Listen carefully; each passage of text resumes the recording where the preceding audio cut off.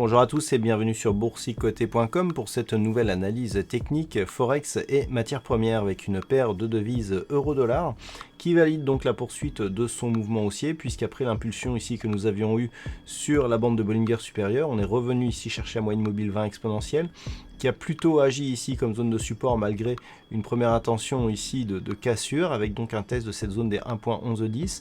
On est revenu donc au contact de cette bande de Bollinger supérieure cassant le précédent point haut significatif très court terme et donc on valide ici le retour donc dans la zone 1.1110, 1.1220 comme évolution actuelle. Donc d'un point de vue global, ça neutralise un petit peu la dynamique que nous avions. On reste dans un flux plutôt haussier avec une succession ici de points bas et de points hauts qui évoluent toujours d'une manière positive, mais avec une dynamique qui semble faiblir par le fait ici que cette zone des 1.1110 a quand même été fortement attaquée. Donc tant que l'on reste ici dans cette zone 1.1220, 1.1110, eh bien on reste dans cette perspective de continuité. Par contre, en cas de prochaine rupture ici à la baisse des 1.1110, on pourrait tout à fait inverser le sens de cette faible tendance. Sur le câble, nous sommes toujours ici dans une zone d'évolution totalement neutre avec ici ce support des 1.2970, donc je rappelle qu'il était précédemment résistance ici sur la précédente zone ici de consolidation horizontale. Donc on reste dans une perspective plutôt haussière malgré ici le point haut significatif qui a avorté ici dans le signal de poursuite et d'accélération du mouvement haussier puisque la zone des 1.3315 n'a pas réussi à résister pour valider une possible hausse forte. On est revenu ici, on a légèrement attaqué cette zone des 1.2970 et on se stabilise désormais au-dessus de celle-ci. Donc tant que l'on reste au-dessus des 1.2970, on est toujours dans une phase de neutralisation très court terme, mais dans un fond de tendance qui reste plutôt orienté à la hausse, même si la dynamique initiale a désormais été perdue. Par contre, sur rupture ici de cette zone des 1.2970, si on élargit justement d'une manière un peu plus globale, eh bien on pourra avoir un retour sur la zone ici des 1.2780 qui là pourrait nous donner un signal de retournement de cette dynamique avec risque d'accélération sous la zone des 1.2780.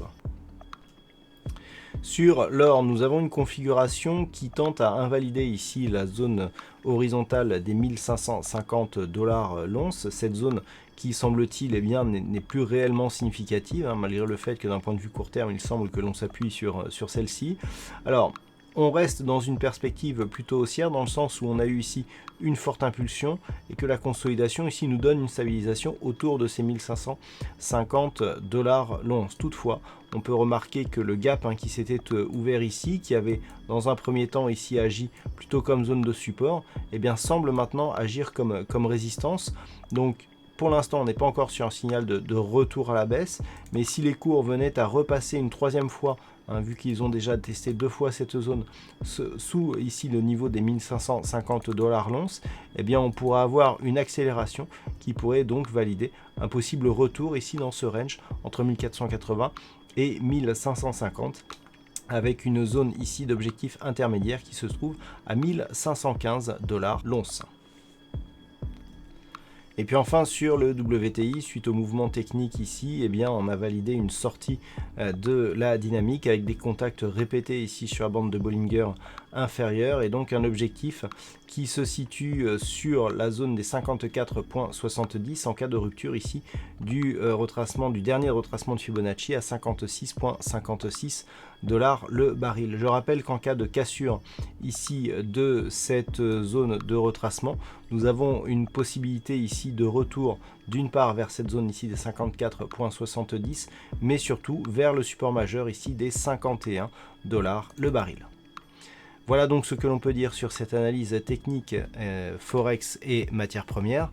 Passez une bonne soirée, de bons trades. Je vous rappelle que demain il y a Trading Live à partir de 13h15. Passez une bonne soirée et à demain toujours sur le site boursicoté.com.